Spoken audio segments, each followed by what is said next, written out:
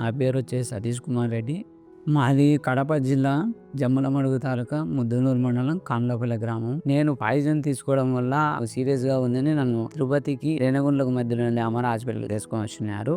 ఐసీలో దగ్గర 28 రోజులు ఉన్నాను. 28 రోజులు ఉన్నప్పుడు డాక్టర్లు కానీ, నర్సులు కానీ, వార్డ్ బాయ్లు కానీ నన్ను చాలా బాగా చూసుకున్నారు.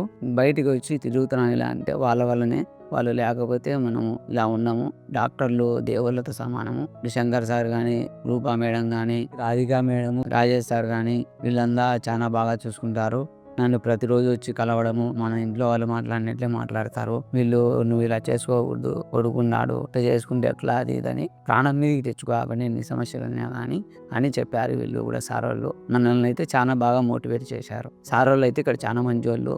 ఎలా ఉంది అని ప్రతి 2 గంటలకు ఒకసారి వచ్చి కలిసి మాట్లాడి ఎందుకు ఏమి ఎలా ఎట్టుంది అని అడుగుతారు. ఇబ్బంది అయితే ఏమి ఎటువంటి ఇబ్బంది లేదు. నేను 28 రోజులు ఉన్నా కానీ మన ఇంట్లో ఉన్నట్టే ఉన్నది. మన ఇంట్లో వాళ్ళు కూడా మనల్ని చూసుకోలేరు, అంత బాగా చూసుకుంటారు. నమస్కారం.